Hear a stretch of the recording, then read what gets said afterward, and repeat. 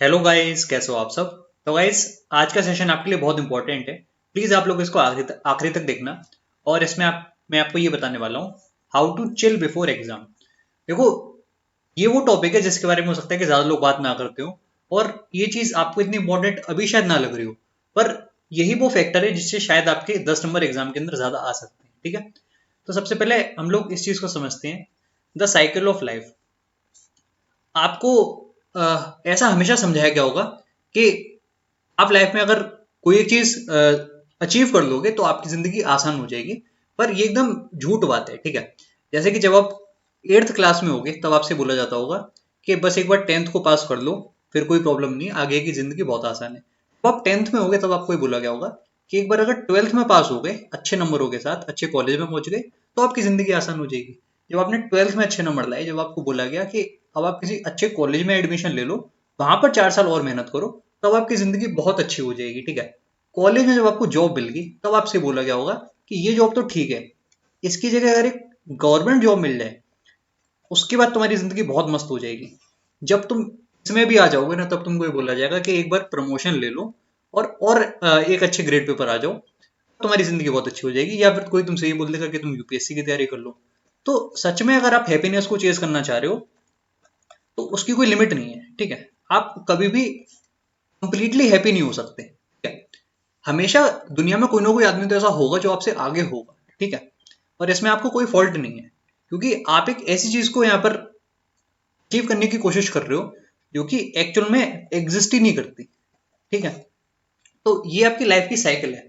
अगर आप इस समय फंस जाओगे कि अगर मेरे संग ये हो गया, अगर मैं ये वाली चीज नहीं कर पाया लाइफ में तो मेरा क्या होगा, आप इन्हीं सब चीजों में फंसे रहोगे। ठीक है, और आप ये देखोगे कि आप हमेशा नेगेटिव थॉट्स के अंदर फंसे हुए हो। ठीक है, तो ये सब चीज हम लोग इस वीडियो में समझेंगे, और मेरे हिसाब से अब ये समय है कि जब इन चीजों के बारे में बात करी जाए। ठीक है, कई लोग इनके बारे में बात नहीं करते हैं क्योंकि उनको लगता है कि ये सब चीज सबको पता होती है, पर रियलिटी ये है कि कई लोग को ये सब बातें नहीं पता होती हैं। उनको ऐसा लगता है कि उनके लिए जो जिस एग्जाम की वो तैयारी कर रहे हैं उनके लिए वही सब कुछ है। ठीक है, और ये एकदम गलत बात है। अगर आप किसी भी चीज को बहुत ज्यादा इंपॉर्टेंस दे दोगे तो आप हमेशा उससे एकदम फ्रस्ट्रेटेड रहोगे।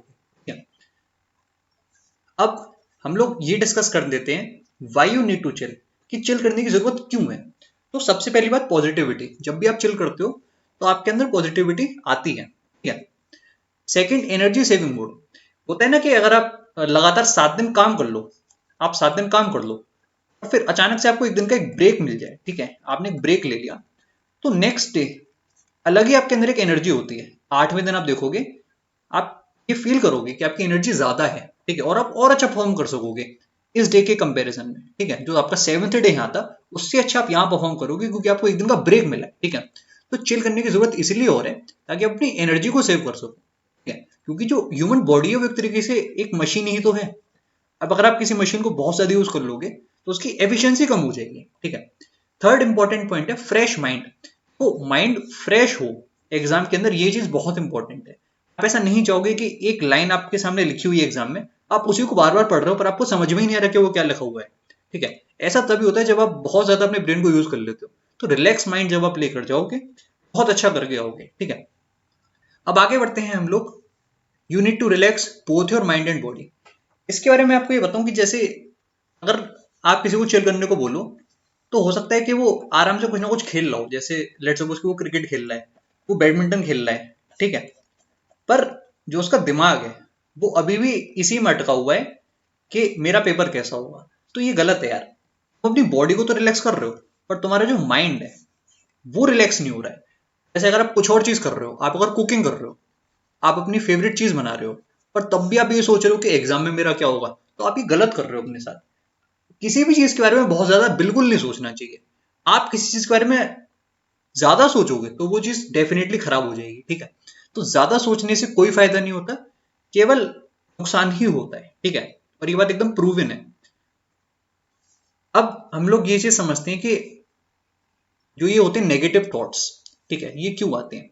उससे पहले हम लोग ये चीज समझते हैं कि these negative thoughts come to everyone. आपको शायद लगता हो कि आपकी लाइफ बहुत ही टफ है और बाकी किसी की लाइफ बहुत आसान है, तो ऐसा नहीं है। ठीक है, नेगेटिव थॉट्स के बारे में एक चीज और है, they are hard to resist. अगर आप ये सोचोगे कि मैं नेगेटिव सोचना बंद कर दूंगा तो वो नहीं होगा, ठीक है। इनफैक्ट ये वो ऐसी चीज है जिसको आप जितना ज्यादा रेजिस्ट करोगे, ठीक है, उतना ज्यादा ही आपके दिमाग में और आएगी। आप सोचो कि मैं नेगेटिव नहीं सोचूंगा नहीं सोचूंगा, तो और ज्यादा आपके दिमाग में नेगेटिव थॉट्स आएंगे, ठीक है। थर्ड इंपॉर्टेंट पॉइंट ये दैट यू फील अनलकी। कभी कभी आपको ऐसा लगता होगा कि शायद दुनिया में जितनी भी दुख और दर्द हैं वो आपकी जिंदगी में ही डाल दिए गए हैं, ठीक है, और बाकी सबकी जिंदगी बहुत अच्छी चल रही है, ठीक है। ऐसा हर किसी को लगता है कि जितने भी दुख और दर्द हैं वो उन्हीं की लाइफ में, बाकी सब लोग एकदम एंजॉय कर रहे हैं लाइफ को। पर ऐसा नहीं है, ठीक है। आप किसी को भी इमेजिन कर लो जो आपको लगता हो कि बहुत अच्छी पोजीशन में, उसकी लाइफ में भी कोई ना कोई प्रॉब्लम तो होगी ही होगी, ठीक है। और हो सकता है कि वो प्रॉब्लम आपकी प्रॉब्लम से बहुत बड़ी हो, ठीक है। तो कभी भी आपको ये नहीं सोचना चाहिए कि आप अनलकी हो, ठीक है। आपको जो भी चीज मिली है आप उसकी वैल्यू करो। अगर आप इस एग्जाम का फॉर्म भर पा रहे हो, इसकी तैयारी कर पा रहे हो, तो आप अल्टीमेटली लकी ही हो, ठीक है। बहुत लोग ऐसे होंगे इस दुनिया में जो शायद आपसे ज्यादा टैलेंट रखते हो, ठीक है, जिनको शायद आपसे ज्यादा नॉलेज हो, पर वो उनके पास इतने वो ही ना हो साधन कि वो इस एग्जाम को दे पाए, ठीक है। तो अगर आप इसमें इस एग्जाम को दे पा रहे हो और आप तैयारी कर पा रहे हो तो आप ऑटोमेटिकली लकी हो, ठीक है। तो आगे बढ़ते हैं हम लोग। ये चीज यार सबको बहुत परेशान करती है। कई सारे थॉट्स ऐसे होते हैं, मैं यहाँ पर उनको लिख कर लाया हूँ। What if I can't perform. ये हर किसी के मन में आता है कि क्या होगा कि अगर मैं एग्जाम के अंदर मैं अगर अपना परफॉर्मेंस ही नहीं दे पाया, ठीक है। फिर लोग सोचते हैं कि अगर मैं परफॉर्म नहीं कर पाया तो मैं बाकी लोग को फेस कैसे करूंगा, जब मैं घर आऊंगा मैं घर पे क्या बताऊंगा कि मेरे केवल इतने ही क्वेश्चन हो पाए, या फिर मैं ये बात मैं कैसे बताऊंगा कि हो सकता है कि मेरा सिलेक्शन ना हो। तो सबसे पहली बात ये इस पॉइंट के लिए कि आप किसी और को आंसरेबल नहीं हो, आप अपनी लाइफ में केवल खुद को आंसरेबल हो, ठीक है। तो आप इस पॉइंट को हटा दो, how will I face everyone. इसके बारे में आप ना सोचो, आप बस ये सोचो कि आप खुद को कैसे फेस करोगे, ठीक है। अगर आपने अच्छी तैयारी करी है तो आपके अच्छे नंबर आने चाहिए, ठीक है। या फिर आपने जो भी तैयारी करी है एटलीस्ट आपको कट ऑफ क्लियर करनी है। तो एवरीवन वाला फैक्टर हटाओ कि बाकी दुनिया को क्या जवाब देना है, आप दुनिया को कुछ भी बोल दोगे, उनको हर काम में आपके कोई ना कोई प्रॉब्लम नजर ही आ जाएगी। अगर आप कल को कुछ भी बन जाओगे, एएसओ इन एमई भी अगर आपको मिल जाएगा ना, लोग आपसे बोलेंगे कि अब ठीक है, वो तो ठीक है, ये तो बन सकते हो, पर आईएएस बन के दिखाओ। तो लोग आपको कुछ ना कुछ टारगेट देते रहेंगे, ठीक है। और अगर आप सोच रहे हो कि आपके अचीवमेंट से किसी और को कुछ खुशी मिल रही है, तो वो केवल आपके पेरेंट्स हो सकते हैं या फिर आपके फ्रेंड्स हो सकते हैं। बाकी दुनिया में किसी को आपकी कामयाबी से कोई खुशी नहीं मिलेगी, ठीक है। अगर आप केवल खुद के बारे में सोचो कि मैं यहाँ पर किसी और के लिए नहीं, मैं केवल यहाँ पर खुद के लिए परफॉर्म कर रहा हूँ, ठीक है, अभी आप अच्छा परफॉर्म कर सकते हो, ठीक है। अगली चीज है what if cut off goes है। ये हर किसी को लगता है कि जब वो एग्जाम में बैठे होते हैं, क्या होगा कट ऑफ अगर 140 चली गई, 150 चली गई, 160 चली गई, तो ऐसा नहीं होता है, ठीक है। इतना ना सोचा करो कि इतनी ज्यादा कट ऑफ चली जाएगी कि हम कर ही ना पाए, काफी सारी वैकेंसीज हैं, इतना डरोगे तो कैसे दुनिया को फेस करोगे। अब उल्टा ही सोचना है तो कुछ भी सोच लो कि जॉब के बाद अगर सस्पेंड होगे तब क्या करोगे, ठीक है। तो अगर आप नेगेटिव, वही बात है कि इतने सारे नेगेटिव थॉट्स अगर आप लेकर चलोगे कि कट ऑफ ज्यादा चली गई, ये हो गया वो हो गया, अगर मेरा कंप्यूटर खराब हो गया एग्जाम में तो क्या होगा, तो इन सबको कोई फायदा नहीं है, ठीक है। कट ऑफ ज्यादा नहीं जाएगी, मैं आपको पहले ही बता चुका हूँ। अच्छा करके आओ, जितना करके आओगे कट ऑफ से 10-20 नंबर ज्यादा ही आपके होंगे, ठीक है। ज्यादा टेंशन मत लिया करो। What if I get pressurised. कई लोग पता है क्या होता है कि वो एग्जाम के अंदर इतने प्रेशर में आ जाते हैं कि वो अपना पैर पीटने लगते हैं या फिर कुछ ना कुछ ऐसी चीज करने लगते हैं कि जिससे उनका ध्यान भटक जाए या फिर वो अच्छा परफॉर्म ना कर पाए। तो ये सब चीज ऐसी होती है जो आपको सीखनी पड़ेगी, ठीक है। आप लोग मॉक टेस्ट क्यों देते हो? आप लोग मॉक टेस्ट इसीलिए तो देते हो ताकि आप इन सब चीज को सीखो। तो मॉक टेस्ट में आप लोग एक्चुअल में क्या सीखते हो? केवल क्वेश्चन थोड़ी ना करने आपको 100 क्वेश्चन तो आपने करे ही करे। उसके अलावा आप ये भी देखो कि जब आप प्रेशर में तो आप क्वेश्चन को कैसे हैंडल कर रहे हो, ठीक है। ये सब चीजें तो आप मॉक में सीखते हो। तो मॉक में अगर आप केवल क्वेश्चन प्रैक्टिस करने जाते हो तो वो ना हो। आप खुद को ऐसी सिचुएशन में डालो, जैसे मैं 20 सवाल बचे, 20 मिनट बचे हैं, 25 क्वेश्चन बचे हैं, ऐसी सिचुएशन आप क्रिएट करो और फिर आप ट्राई करो, ठीक है। तो ये सब चीज आपको देखनी पड़ेंगी खुद से।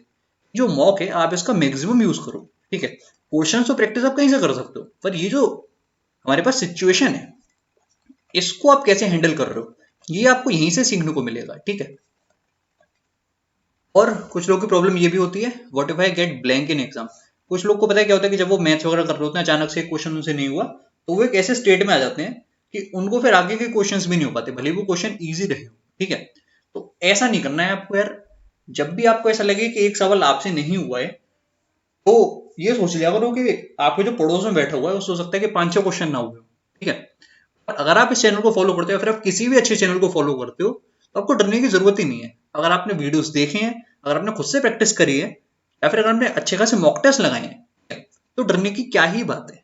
अगर आपसे नहीं हो रहा होगा तो बाकी लोग थोड़ी ना कोई बहुत ज्यादा कुछ ऐसा पढ़ाए होंगे, ठीक है, जो जिससे वो लोग क्वेश्चन कर देंगे। जितना आपको आता है बाकी सबको आता है।